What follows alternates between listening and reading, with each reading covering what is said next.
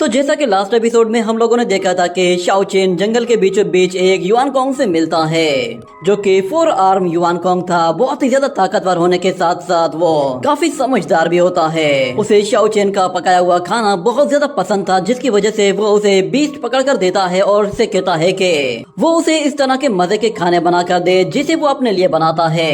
मगर हम लोग देखते हैं कि जब लिंगर उसे मारने के लिए वहाँ पर पहुँचती है तो युआन कोंग शाओ चेन को बचाने के लिए पूरी कोशिश करता है और यहाँ तक कि वो लिंगर को मारने ही वाला होता है, मगर उसका वो फ्लाइंग यूनिकॉर्न वहाँ पर आकर उसकी जान बचा लेता है। मगर शाओ चेन वो समझ गया था कि लिंगर को उसके बारे में पता चल चुका है कि वो यहाँ पर है, इसलिए वो यहाँ पर दोबारा उसे मारने के लिए जरूर आएगी। इसीलिए वो युआन कोंग की जान बचाने के लिए उसे छोड़कर वहाँ से चला जाता है, जिस पर युआन कोंग बहुत ही ज्यादा उदास हो जाता है। और दूसरी तरफ लिंगर जख्मी हालत में उस यूनिकॉर्न के पास खड़ी हुई होती है और वो यूनिकॉर्न फिर उसे अपना मास्टर एक्सेप्ट कर लेता है, जिसके साथ ही उसकी बॉडी पूरी तरह से अपग्रेड हो जाती है। और वो लोग फिर घूमते फिरते एक समंदर के किनारे पर पहुँचते हैं तो उन्हें वहाँ पर गुफ फैमिली की शिप दिखाई देती है, जहाँ पर वो यंग मास्टर बेहोशी की हालत में एक जगह पड़ा हुआ होता है। और अगले सीन में हमें दिखाया जाता है कि शाओ चेन अभी भी जंगल में अपना सफर कंटिन्यू कर रहा होता है और वो कहता है कि मैं और जाओ लिंगर दोनों ही यहाँ पे फंसे हुए हैं और ऊपर से ये आइसलैंड बहुत ही ज्यादा खतरनाक है, यहाँ तक कि यहाँ पर एंशिएंट लेजेंडरी मॉन्स्टर्स मौजूद हैं। मुझे लगता है कि शायद हमारे साथ साथ वो गॉडेस भी यहाँ पे आई होगी, मगर वो कहाँ पे मौजूद है ये मुझे मालूम नहीं है, ना ही हम लोगों ने अभी तक उसे देखा है। पर चाहे कुछ भी हो जाए मुझे उसे हर हाल में ढूंढना ही होगा, क्योंकि हमारे वापस जाने का बस इकलौता वही आसरा है। इतना कहने के बाद हमें दिखाया जाता है कि वहाँ पर एक मास्क मैन छुपा हुआ होता है, जिसके हाथ में एक खतरनाक डेगर होता है। वो जैसे ही अपना डेगर थ्रो करता है तो शाओ चेन को पता चल जाता है और वो उस डेगर से खुद को बाल बाल बचाता है। मगर शाओ चेन देखता है एक और डायरेक्शन से 2 और डेगर आ रहे हैं, तो वो उनसे भी खुद को बचाने के लिए फौरन से वहाँ से हटता है। और फिर हमें दिखाया जाता है वो वॉरियर फिर उसके सामने आ जाते हैं और उससे कहते हैं कि क्या हुआ, तुम कुछ घबराए हुए लग रहे हो। मगर फिर शाओ चेन उन लोगों से कहता है कि तुम लोग जरूर इमोर्टल वर्ल्ड के लोग होगे, मगर मैंने तो तुम्हारा कुछ भी नहीं बिगाड़ा, तो फिर तुम लोग मेरे अगेंस्ट ये सब कुछ क्यों कर रहे हो। ये सुनते ही वो लोग हंसना शुरू कर देते हैं और कहते हैं कि तुम ऐसी बेवकूफों वाली बातें करोगे, हमने सोचा नहीं था। असल में हमारे मास्टर को तुमसे कुछ ज्यादा ही उम्मीद थी, इसीलिए उन्होंने तुम्हें पकड़ने के लिए हम 3 लोगों को भेजा है, मगर तुम तो यहाँ पर पहले ही हार मान बैठे हो। पर शाओ चेन कहता है कि मुझे बताओ कि तुम्हारा मास्टर कौन है। मुझे पूरा यकीन है कि मेरी तुम्हारे मास्टर के साथ कोई भी दुश्मनी नहीं होगी। पर वो वॉरियर उससे कहता है कि अगर तुम वाकई में हमारे मास्टर के बारे में जानना चाहते हो तो फिर हमारे साथ चलो। ये कहने के साथ ही वो अपनी सोर्ड लेके उस पर हमला कर देते हैं और हम देखते हैं कि शाओ चेन उनके अटैक करने से पहले ही पलक झपकते ही वहाँ से निकल जाता है और एक वॉरियर के पीछे आ जाता है और उस पर अपनी पावरफुल डिवाइन फिस्ट का अटैक करते हुए उसे उठाकर दूर फेंक देता है। जिसके बाद वो दूसरे वॉरियर की तरफ जाता है और जाते साथ ही उसके फेस पर एक जोरदार लात में मारता है, जिसके साथ ही उस वॉरियर का भी काम वहीं तमाम हो जाता है। तीसरा वॉरियर जब ये देखता है तो वो अपनी जान बचाकर भागने की कोशिश करता है, मगर शाओ चेन उसे भागते हुए देखकर फौरन से अपनी सोर्ड उसकी तरफ थ्रो करता है, जो कि उसके फेस के बिल्कुल पास से होकर गुजरती है। और वो सोर्ड में देखता है तो उसे रिफ्लेक्शन दिखाई देता है, जिस पर वो वहीं पे ही रुक जाता है। और शाओ चेन वहाँ पर पहुँचते उससे कहता है कि हिलने की कोशिश मत करना, मगर वो वॉरियर बहुत ज्यादा डरा हुआ होता है और शाओ चेन की पावर को देखकर उसके सामने गिड़गिड़ाने लगता है और कहता है कि प्लीज मुझे माफ कर दो, मैं तुम्हें नहीं मारना चाहता, अगर तुम कहोगे तो मैं तुम्हारे आगे सरेंडर भी कर दूंगा। मगर शाओ चेन उससे कहता है कि मुझे अपने मास्टर के बारे में बताओ जिसकी तुम कुछ देर पहले बात कर रहे थे। मगर वो वॉरियर इतना डरा हुआ होता है कि वो कहता है कि मैं तुम्हें सब कुछ बताने के लिए तैयार हूँ, मगर मेरी जान बख्श दो, तुम जो भी पूछोगे मैं तुम्हारे हर सवाल का जवाब दूंगा। तो शाओ चेन कहता है ठीक है, बकबक बंद करो और मुझे फौरन से अपने मास्टर के बारे में बताओ। ये सुनते ही वो वॉरियर फिर बोलना शुरू करता है और कहता है कि हम लोग चेंगशेन रियलम से आए हैं और हमारा मास्टर एक गू फैमिली का यंग मास्टर है। हम लोग उसके साथ ही एक शिप पर यहाँ पर आए हैं, मगर हमारे यंग मास्टर को यहाँ पर एक बहुत ही खूबसूरत लड़की दिखाई दी, जो कि खुद को क्यूशु की प्रिंसेस कहती है। और मास्टर ने जब उसके साथ बातें की तो उसे पता चला कि उसकी तुम्हारे साथ कोई दुश्मनी है और तुम यहाँ पे मौजूद हो, इसीलिए मास्टर ने हमें तुम्हें पकड़ने के लिए यहाँ पे भेजा है, ताकि हम तुम्हें पकड़कर उस प्रिंसेस के सामने फेंक सके और उसका दिल जीत सके। मेरा इस साजिश के साथ कोई भी लेना देना नहीं है, इसीलिए प्लीज मुझे छोड़ दो, मैं बस एक वॉरियर हूँ जो कि ऑर्डर्स फॉलो कर रहा हूँ। तो प्रिंसेस का सुनते ही शाओ चेन को पूरा यकीन हो जाता है कि वो प्रिंसेस कोई और नहीं बल्कि वो जाओ लिंगर है। ये लड़की बार बार मेरे रास्ते में आ जाती है और मुझे मारने की कोशिश करती है। मुझे इसका कुछ ना कुछ तो करना ही पड़ेगा, वरना मैं क्यूशू वापस कैसे जा पाऊंगा, क्योंकि ये बार बार मुझे मारने की कोशिश करेगी और मैं क्यूशू वर्ल्ड में जाने का कोई भी रास्ता नहीं ढूंढ पाऊंगा। और फिर अगले सीन में हमें दोबारा से प्रिंसेस को दिखाया जाता है। वो उसी व्हाइट हॉर्स के साथ होती है और वहाँ पर हमें दिखाया जाता है गू फैमिली के यंग मास्टर को। वो लिंगर से कहता है कि अगर आप यहाँ पे रहना चाहें तो ये जगह आपके लिए पूरी तरह से तैयार है, आप जितनी देर चाहें यहाँ पर रह सकती हैं। अगर आप यहाँ पे रहेंगी तो मुझे भी अच्छा लगेगा। ये जगह बिल्कुल खामोश और पीसफुल है, मेरे ख्याल से आपको यहाँ पे रहना पसंद आएगा। तो लिंगर कहती है कि लगता है कि गू फैमिली के यंग मास्टर को बहुत कुछ मालूम है, वो जानता है कि लड़कियों को किस तरह बहलाया जाता है। मगर दूसरी तरफ वो यंग मास्टर कहता है कि अरे ऐसा कुछ भी नहीं है, आप तो सच में बहुत ही ज्यादा अच्छे दिल की हैं। आपने ऊपर से मुझे पानी में बहने से भी बचाया है, इसलिए आप तो मेरी सेवियर हैं। इतना तो मैं आपके लिए कर ही सकता हूँ। ये कहने के बाद हम देखते हैं कि एक वॉरियर वहाँ पर एक ट्रेजर लेकर आता है जो कि एक फ्लावर टाइप का लग रहा था, और वो यंग मास्टर उस ट्रेजर को निकाल कर प्रिंसेस को दिखाते हुए कहता है कि ये हमारी गू फैमिली का एक एंसेस्ट्रल ट्रेजर है। इसे हजारों साल पहले के एंशिएंट फिनिक्स बर्ड के एसेंस से बनाया गया है। उम्मीद है कि ये ट्रेजर आपको पसंद आएगा। उस ट्रेजर को देखकर लिंगर कहती है कि ये आप मुझे क्यों देना चाहते हैं, आखिर इसका क्या मतलब है। ये कहने के बाद वो सफेद घोड़ा भी उस पर गुस्सा होने लगता है, मगर वो यंग मास्टर कहता है कि प्रिंसेस आपने सच में मुझे बहुत ही अच्छी फेवर दी है, इसीलिए मेरे पास ऐसा कुछ भी नहीं है कि जिससे मैं आपका एहसान उतार सकूं। वो जैसे ही अपना कदम आगे बढ़ाता है तो दूसरी तरफ यूनिकॉर्न गुस्से में भड़कना शुरू हो जाता है, मगर लिंगर उसे किसी तरह शांत करती है और कहती है कि यंग मास्टर मैंने आपकी काइंडनेस को एक्सेप्ट कर लिया है, इसीलिए इस ट्रेजर की कोई जरूरत नहीं। और वैसे भी मैंने आपको जानबूझकर तो नहीं बचाया, बस आप बाय चांस मेरे सामने आ गए तो इसीलिए मैं आपको पानी से निकालकर बाहर ले आई। ना ही मैं यहाँ पे कोई ट्रेजर तलाश करने के लिए आई हूँ, ना ही मुझे किसी तरह का कोई रिवॉर्ड चाहिए। मैंने तुम्हें बचाया है, बस मेरे लिए इतना काफी है।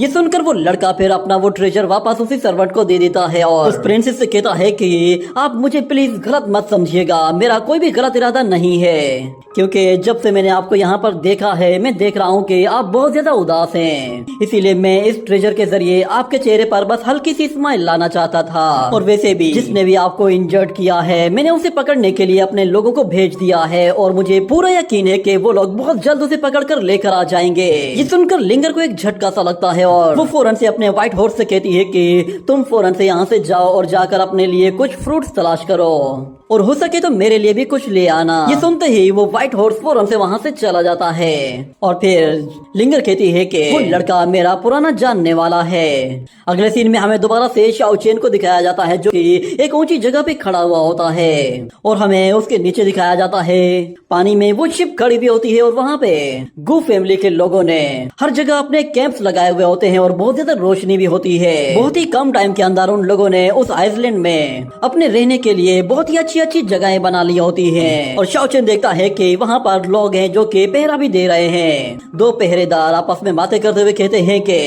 आखिर उस लड़की ने हमारे यंग मास्टर पर क्या जादू कर दिया है कि जिसकी वजह से वो उस लड़की को फॉलो कर रहा है और उसकी हर बात मान रहा है। मगर पहले वाला कहता है कि शायद वो इसलिए बात मान रहा है क्योंकि वो लड़की दिखने में खूबसूरत है। मगर फिर दूसरा कहता है कि आजकल जाहिरी हुलियों को फॉलो करने का दौर नहीं है, लोग बाहर से कुछ और होते हैं और अंदर से कुछ और होते हैं।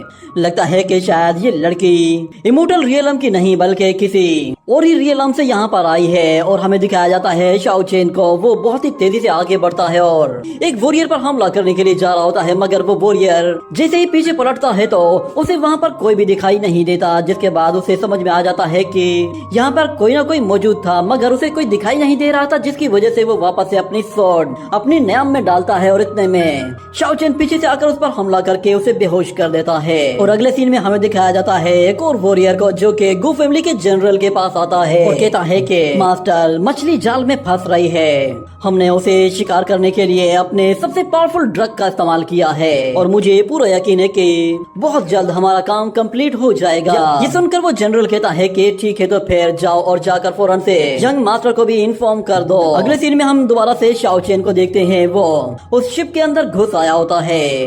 उसे वहाँ पर पर कोई भी शख्स दिखाई नहीं दे रहा था जो कि प्रिंसेस के रूम के बाहर पहरा दे रहा हो। वो आहिस्ता आहिस्ता अंदर की तरफ जाता है, जिस पर वो भी काफी हैरान होता है कि यहाँ पे कोई बंदा मौजूद क्यों नहीं। जैसे ही वो कमरे का पर्दा हटाता है तो उसे नजर आता है कि वहाँ पर जाओ लिंगर सो रही है। वो उसे मारने ही वाला था, मगर उसकी हालत देखकर वो रुक जाता है। लिंगर अजीब सी कंडीशन में होती है, ऐसा लग रहा था कि जैसे वो किसी चीज की वजह से किसी तकलीफ में है। उसकी यह हालत देखकर शाओ चेन भी परेशान हो जाता है और वो कहता है कि ऐसा लग रहा है कि जैसे ये इन लोगों के जाल में फंस गई है और अब इसकी अपनी जान खतरे में है। इतने में अचानक उसे किसी चीज की स्मेल आती है, जिस पर वो पीछे पलटता है तो उसे नजर आता है कि वहाँ पर कोई चीज रखी हुई है जिसके अंदर से एक साइकेट्रिक ड्रग की स्मेल आ रही है। ये देखते ही वो फौरन से अपनी सोट से उस छोटे से पोट को नीचे गिरा देता है तो उसके अंदर से एक अजीब तरह की रेत बाहर निकलती है और वो सारी स्मेल भी खत्म हो जाती है। ये देखकर शाओ चेन कहता है कि ये लड़की दूसरों को मारने के चक्कर में इतनी ज्यादा पागल हो गई है कि ये खुद दूसरे लोगों का शिकार हो गई है, मगर मैं इसे जिंदा नहीं छोड़ सकता क्योंकि ये दूसरों को नुकसान पहुंचाएगी और मेरे पास इससे अच्छा और कोई मौका भी नहीं होगा। वो उसे मारते हुए कहता है कि तुमने जो कुछ भी किया है आज तुम्हें तुम्हारे किए की सजा मिल रही है। पर अचानक से वहाँ पर यंग मास्टर आ जाता है और वो चिल्लाते हुए कुछ कहता है। उसके साथ कुछ सर्वेंट्स भी होते हैं, जिस पर शाओ चेन को उसकी आवाज सुनाई देती है तो वो फौरन से लिंगर को मारने की कोशिश करता है, मगर वो यंग मास्टर अपने कुछ स्क्रोल्स की मदद से शाओ चेन को फौरन से वहाँ से पीछे हटा देता है। और वो यंग मास्टर फिर शाओ चेन से कहता है कि आखिर तुमने क्या किया है इस लड़की के साथ। उन लोगों की आवाजें सुनकर शाओ लिंगर वो भी होश में आ जाती है, मगर ऐसा लग रहा था कि जैसे अभी भी उसके माइंड से वो नशा नहीं उतरा। मगर शाओ चेन को वहाँ पर देखते ही वो काफी ज्यादा सरप्राइज होती है और कहती है कि शाओ चेन तुम यहाँ कैसे। तो शाओ चेन का नाम सुनते ही वो यंग मास्टर कहता है कि अच्छा तो ये है शाओ चेन। और इतने में उस यंग मास्टर को जब वहाँ पर वो स्मेल आती है तो वो कहता है कि अच्छा बच्चे तो तुम यहाँ पर किसी गलत इरादे से आए हुए हो। मगर शाओ चेन कहता है कि मैं यहाँ पर इस लड़की को सिर्फ मारने के लिए आया हूँ, ना कि इसके साथ यहाँ पर डेट मारने के लिए। ये सुनते ही वहाँ पे खड़ा हुआ जनरल गुस्से में आ जाता है और वो कहता है तुम अभी भी बकवास कर रहे हो। ये कहते ही वो अपनी फायर शॉट के साथ उस पर एक बहुत ही जोरदार अटैक कर देता है, मगर शाओ चेन वहाँ से बचकर भाग निकलता है। और दूसरी तरफ लिंगर जब उसे देखती है तो वो भी उसका पीछा करने की कोशिश करती है, मगर लड़खड़ा कर एक जगह नीचे गिर जाती है। उसकी हालत देखकर वो यंग प्रिंस उससे कहता है कि प्रिंसेस अब बेफिक्र हो जाए, मैंने अपने लोगों को उसके पीछे लगा दिया है, वो लोग उसे पकड़कर जल्द यहाँ पर ले आएंगे, आप थोड़ा सा आराम कर लीजिए। मगर लिंगर उसका हाथ देखती है तो उसे गुस्सा आता है, जिस पर वो फौरन से अपना हाथ उसके ऊपर से हटा देता है और फिर लिंगर फौरन से उसका पीछा करती है। अगले सीन में हम देखते हैं वो यंग मास्टर जैसे ही लिंगर के पीछे जाता है तो जनरल उसे वहीं पे ही रोक देता है और उससे कहता है कि मुझे वैसे ही हू फैमिली के हेड मास्टर ने कहा था कि हम लोग ड्रैगन आइलैंड में कोई भी ऐसा काम ना करें कि जिससे हमारी जान को खतरा हो या फिर हम लोग दूसरों के मामले में इन्वॉल्व हो। हमारे लिए सबसे ज्यादा जरूरी बस एक ही काम है, हमें फौरन से ड्रैगन किंग को तलाश करना है। अगर वो यंग मास्टर कहता है कि तुम्हारे लिए सबसे ज्यादा जरूरी वो ड्रैगन किंग होगा, मगर मेरे लिए सबसे ज्यादा जरूरी ये लड़की है। ये कहते ही वो खुद ब खुद ही उसके पीछे चला जाता है। मगर फिर हमें एक फ्लैशबैक का सीन दिखाया जाता है जिसमें हम देखते हैं कि उस जनरल के पास जब एक वॉरियर आया था तो उसने जनरल को बताया था कि हम लोगों ने शाओ लिंगर का रूम बिल्कुल क्लियर कर दिया है और शाओ चेन को भी हम लोगों ने ये न्यूज भिजवा दी है कि उस लड़की की लोकेशन कहाँ पर है।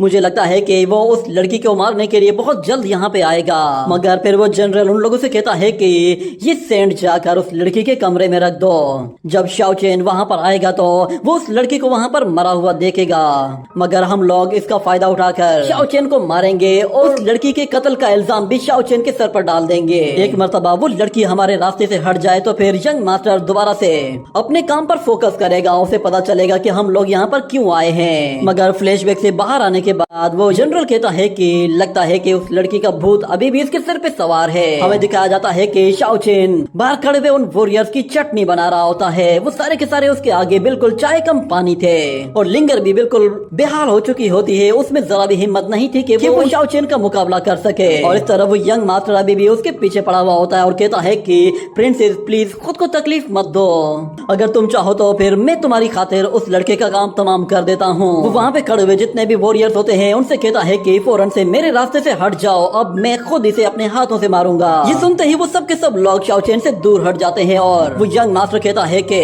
मैं खुद तुम्हें पकड़ना चाहता था और तुम्हें अपने हाथों से मारना चाहता था, मगर तुमने खुद यहाँ पर आकर बहुत बड़ी गलती कर दी है। मैंने सोचा नहीं था कि तुम मेरा काम इतना ज्यादा आसान कर दोगे। ये कहने के साथ ही हमें दिखाया जाता है वो फौरन से अपनी 8 स्क्रॉल टेक्निक का इस्तेमाल करता है, जिससे वहाँ पर बहुत ही बड़े बड़े स्क्रॉल्स आ जाते हैं। और फिर वो यंग प्रिंस जैसे ही उन स्क्रॉल्स का इस्तेमाल करते हुए उनसे शाओ चेन पर हमला करता है, तो हम देखते हैं शाओ चेन खुद को उन स्क्रॉल से बचाता है, क्योंकि उसे मालूम है कि ये स्पिरिचुअल स्क्रॉल बहुत ही ज्यादा खतरनाक है। वो स्क्रॉल जहाँ भी टकराते हैं वहाँ पर एक जोरदार धमाका होता है, मगर शाओ चेन अपने आप को उन स्क्रॉल से बचाते हुए उससे दूरी बनाने की कोशिश कर रहा था। और इस तरफ वो यंग मास्टर कहता है कि तुम चाहकर भी इनसे नहीं बच सकते, क्योंकि इन स्क्रॉल्स के अंदर अपनी ही कॉन्शियसनेस है, ये तुम्हारा खुद पीछा करेंगे। इनके अंदर ऑफेंसिव और डिफेंसिव दोनों टेक्निक्स होती हैं। इतना कहने के बाद हम देखते हैं कि उन स्क्रॉल पेपर से एक जोरदार धमाका होता है, जिससे बहुत ही ज्यादा एनर्जी रिलीज होती है, मगर शाओ चेन अभी भी जिंदा होता है।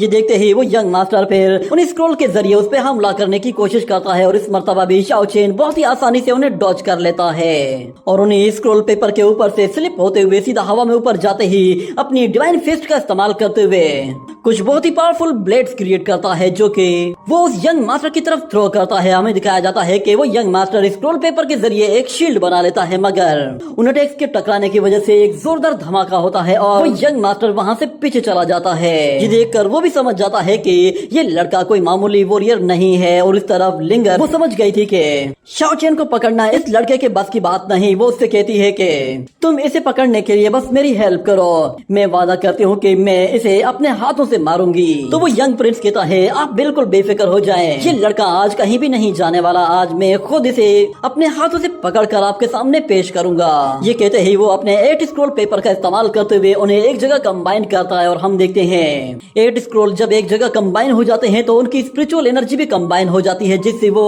वहाँ पर एक बहुत बड़े स्पिरिचुअल बीस्ट को समन करता है, जो कि दिखने में ही बहुत ही ज्यादा खतरनाक लग रहा था। वो बीस्ट असल में एक व्हाइट टाइगर था, जिसकी एनर्जी इतनी ज्यादा स्ट्रॉन्ग होती है कि वहाँ पे खड़े हुए लोग भी उससे हिल कर रह जाते हैं। मगर फिर शाओ चेन कहता है कि तुमने मुझे काफी अच्छा सरप्राइज दिया है, चलो अब मेरी बारी है। ये कहने के साथ ही शाओ चेन अपनी एनर्जी से बहुत ही जोर से जमीन पे पंच मारते हुए पूरी की पूरी जमीन को ही क्रैक कर देता है, और जमीन के अंदर से फिर एक जायंट हैंड बाहर निकलता है, और देखते ही देखते पूरा का पूरा एक स्पिरिचुअल ड्रैगन बाहर निकल आता है। और वो उस यंग प्रिंस से कहता है कि अगर तुम व्हाइट टाइगर पावर को यूज कर सकते हो तो मैं तुम्हें रेड एसेड ड्रैगन की पावर दिखाता हूँ। स्पिरिचुअल ड्रैगन पूरी तरह से शाओ चेन के साथ खड़ा हो जाता है और उस व्हाइट टाइगर को मारने के लिए पूरी तरह से तैयार होता है, मगर वो यंग प्रिंस भी हार मानने वाला नहीं था। वो उसके साथ मुकाबला करने के लिए अपने व्हाइट टाइगर को उसकी तरफ जैसे ही भेजता है तो इस तरफ शाओ चेन फिर अपने ड्रैगन को उसकी तरफ भेजता है, और हमें दिखाया जाता है कि जैसे ही वो स्पिरिचुअल बीस्ट एक दूसरे से टकराते हैं तो उनके टकराने की वजह से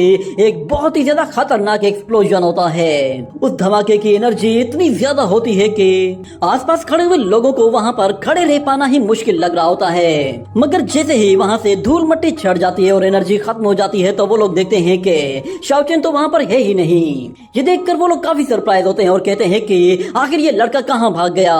और वो यंग मास्टर अपने लोगों से कहता है कि वो लड़का अभी अभी भागा है तो ज्यादा दूर नहीं गया होगा, तुम सब लोग फौरन से यहाँ पर फैल जाओ और उसका पीछा करने की कोशिश करो, वो यहीं कहीं आसपास ही होना चाहिए। और इस तरफ लिंगर कहती है कि शाओ चेन बिना वजह में ही तुम भाग रहे हो।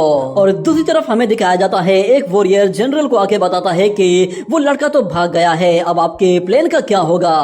मगर वो जनरल उनसे कहता है कि तुम लोग बेफिक्र हो जाओ, हमें अपना फोकस सिर्फ और सिर्फ अपने मिशन पर रखना है। जहाँ तक बात इस लड़के शाओ चेन की है तो इस यंग मास्टर को इसे हैंडल करने दो, हम लोग अपना ट्रेजर तलाश करते रहेंगे। और याद रखना कि हमारे मकसद के बारे में किसी को कुछ भी पता नहीं चलना चाहिए। तुम्हारी और मास्टर जिन की एक जरा सी गलती की वजह से हम लोग बहुत ही बुरी तरह से फंस सकते हैं। ये कहने के साथ ये सीन यहीं पे ही कट हो जाता है। अगले सीन में हमें दोबारा से कुछ वॉरियर्स को दिखाया जाता है। वो गू फैमिली के ही वॉरियर्स थे जो कि शाओ चेन को तलाश कर रहे थे। इतने में एक सोल्जर को वहाँ पर जमीन में कुछ दिखाई देता है तो वो उसे गौर से देखता है और कहता है कि मास्टर, लगता है कि ये शाओ चेन का ही फुटप्रिंट है, वो यहाँ से होके गुजरा है और हम लोग उसके बिल्कुल पीछे जा रहे हैं। ये कहने के बाद वो लोग उन कदमों का पीछा करते हुए आगे की तरफ चले जाते हैं, मगर हम देखते हैं कि शाओ चेन तो वहीं पर ही एक दरख्त के पीछे छुपा हुआ था। उसने जानबूझकर वहाँ पे अपने कदमों के निशान छोड़े थे ताकि वो उन लोगों को बेवकूफ बना सके, और इसमें वो पूरी तरह से कामयाब हो गया था। और वो उन लोगों के बारे में कहता है कि चलो बला टली। उस यंग मास्टर की स्ट्रेंथ वांग जीफेंग और लिu यू से ज्यादा है, और ऊपर से वो ज़ाओ लिंगर को प्रोटेक्ट भी कर रहा है। उसके होते हुए मुझे नहीं लगता कि मैं लिंगर का कुछ भी बिगाड़ पाऊंगा। मुझे कम से कम भी अपनी स्ट्रेंथ को उसकी स्ट्रेंथ से ज्यादा बढ़ाना होगा ताकि मैं लिंगर को अपने रास्ते से हटा सकूं। ये कहने के बाद हमें दिखाया जाता है शाओ चेन जंगल में घूमते फिरते अचानक से एक रस्सी से टकरा जाता है जो कि जमीन में पड़ी हुई थी। उसके टकराते ही वहाँ पे मौजूद एक जाल अपने आप ही अनलॉक हो जाता है और उसमें से बहुत सारे बेम्बू एरोज सीधा शाओ चेन की तरफ आने लगते हैं, मगर वो उन एरोज को अपनी तरफ आते हुए देख लेता है और बहुत ही आसानी से उन अटैक्स को डॉज करते हुए खुद को बचा लेता है। मगर वहाँ पर एक के बाद एक ट्रैप बिछा हुआ होता है और वो एरोज आए जा रहे होते हैं। तो शाओ चेन उनसे बाल बाल बचते हुए वहाँ से भागकर दूर निकलने की कोशिश करता है ताकि वो उस ट्रैप एरिया से निकलकर दूर जा सके। और जैसे ही वो वहाँ से दूर हटता है तो वो कहता है कि आखिर यहाँ पे ये जाल किसने बिछाया है। मगर खैर जो कोई भी है, ये जाल इतना ज्यादा खतरनाक भी नहीं है। मैं नहीं समझता कि इस जाल से कोई भी बंदा यहाँ पे पकड़ा जा सकता है। ये कहने के बाद वो जैसे ही कुछ पत्तों के ऊपर अपना पैर रखता है तो वहाँ पर एक और जाल होता है जिसकी वजह से शाओ चेन वहाँ से नीचे गिर जाता है। और हमें दिखाया जाता है नीचे एक गहरी खाई होती है जो कि एंशिएंट टाइम से यहाँ पे मौजूद थी। और शाओ चेन जैसे ही वहाँ पे आकर गिरता है तो उसे दिखाई देता है कि उस एंशिएंट गुफा के अंदर कोई ब्लू कलर की एनर्जी है जो कि एक तरफ चमक रही है, और वो उस गुफा में दूसरी डायरेक्शन की तरफ देखता है तो उसे वहाँ पे कुछ भी दिखाई नहीं देता। वहाँ पर बहुत सारे क्रिस्टल्स होते हैं जिनके अंदर एनर्जी होती है, और उस जगह को देखकर शाओ चेन भी काफी परेशान होता है कि आखिर ये किस तरह की जगह है। लगता है कि शायद मैं किसी एंशिएंट गुफा में आ गया हूँ जहाँ पे हजारों सालों से कोई भी नहीं आया। उसे वहाँ पर हड्डियों को बना हुआ एक स्ट्रक्चर दिखाई देता है जिसे देखकर वो थोड़ा सा सरप्राइज होता है और कहता है कि ये स्ट्रक्चर देखकर तो ऐसा लग रहा है कि जैसे ये किसी ड्रैगन के स्केलेटन से बना हुआ है। और ये क्रिस्टल्स जो यहाँ पर चमक रहे हैं, कहीं ये इस ड्रैगन के एसेंस की वजह से तो नहीं चमक रहे, क्योंकि इन क्रिस्टल्स के अंदर से भी सेम वैसे ही एनर्जी निकल रही है जैसे कि ड्रैगन्स की बॉडी में होती है। ऐसा भी हो सकता है कि शायद इन क्रिस्टल्स ने यहाँ पे मौजूद इस ड्रैगन की एनर्जी को पूरी तरह से एब्जॉर्ब कर लिया हो। अगर वाकई में ये सारी एनर्जी ड्रैगन एनर्जी है तो मैं इसके जरिए अपनी कल्टीवेशन को इम्प्रूव कर सकता हूँ। ये कहते ही वो एक क्रिस्टल के पास चला जाता है और उसे जैसे ही पकड़ता है तो उसका ड्रैगन एसेंस फौरन से एक्टिवेट हो जाता है, जिस पर वो भी डर जाता है और कहता है कि ये ड्रैगन एसेंस तो सच में बहुत ही ज्यादा स्ट्रॉन्ग है। ये मेरी बॉडी के अंदर फौरन से एवोल्यूशन प्रोसेस को एक्टिवेट कर रहा है। मगर हम देखते हैं वो दोबारा से अपनी ड्रैगन पावर का इस्तेमाल करते हुए उस एसेंस को एब्जॉर्ब करने के लिए फौरन से उस क्रिस्टल को पकड़ लेता है। वो सारी की सारी एनर्जी उस क्रिस्टल से बाहर निकलने लगती है जिसकी वजह से हर जगह रोशनी ही रोशनी हो जाती है। और शाओ चेन आहिस्ता आहिस्ता उस क्रिस्टल को हवा में ऊपर लाने की कोशिश करता है, और जैसे ही वो क्रिस्टल जमीन से बाहर आता है तो उसकी एनर्जी इतनी ज्यादा स्ट्रॉन्ग होती है कि वो उस स्केलेटन के भी टुकड़े टुकड़े कर देती है और हर जगह फैल जाती है। और शाओ चेन देखता है कि उस गुफा में मौजूद जितनी भी एनर्जी है वो सारी की सारी उस क्रिस्टल के साथ कनेक्ट हो रही है, जिस पर उसे समझ में आ जाता है कि यहाँ पे मौजूद जितने भी क्रिस्टल्स हैं ये सारे के सारे इसके साथ जुड़े हुए हैं। और देखते ही देखते शाओ चेन वो एनर्जी एब्जॉर्ब करना शुरू कर देता है तो उसकी एनर्जी के साथ साथ हमें लाइटनिंग एनर्जी भी दिखाई देती है जो कि उसकी बॉडी से निकल रही होती है। शाओ चेन बहुत ही आसानी के साथ उस एनर्जी को एब्जॉर्ब कर रहा होता है और कुछ ही देर के अंदर वो सारी एनर्जी उसकी बॉडी में चली जाती है और वो क्रिस्टल एक सोर्ड के फॉर्म में आ जाता है। और शाओ चेन कहता है कि यकीन नहीं आ रहा कि कोई ड्रैगन पावर एक क्रिस्टल फॉर्म में भी हो सकती है। यहाँ पे मौजूद जितना भी ड्रैगन एसेंस था सारा का सारा मेरी बॉडी में चला गया है। मगर उसे वहाँ पर कुछ और छोटे छोटे क्रिस्टल के टुकड़े दिखाई देते हैं जो कि जमीन में बिखरे पड़े थे। उन्हें देखकर वो कहता है कि ये जरूर आगे चलकर मेरे काम आएंगे, मैं इन्हें अपने साथ रख लेता हूँ। ये कहने के बाद वो उन छोटे छोटे क्रिस्टल्स को भी अपने पास रख लेता है और सोर्ड को देखते हुए कहता है कि ये चीज सच में मेरे काम आ सकती है। भले ही इसके अंदर आप ड्रैगन एसेंस मौजूद तो नहीं, मगर ये डिफेंसिव और ऑफेंसिव अटैक कर सकती है। ये कहने के बाद अचानक उसे कोई डरावनी सी आवाज सुनाई देती है जिस पर वो भी डर जाता है और फौरन से उस क्रिस्टल सोर्ड को लेकर एक पत्थर के पीछे जाकर छुप जाता है। और जैसे ही वहाँ से झांक कर देखता है तो उसे वहाँ पर कुछ अजीब तरह के क्रीचर्स दिखाई देते हैं जो कि अपनी जान बचाकर भाग रहे होते हैं, मगर उनके पीछे एक और मॉन्स्टर होता है जो कि उन्हें खाने की कोशिश कर रहा था। और इसी के साथ ये एपिसोड यहीं पे ही खत्म हो जाता है।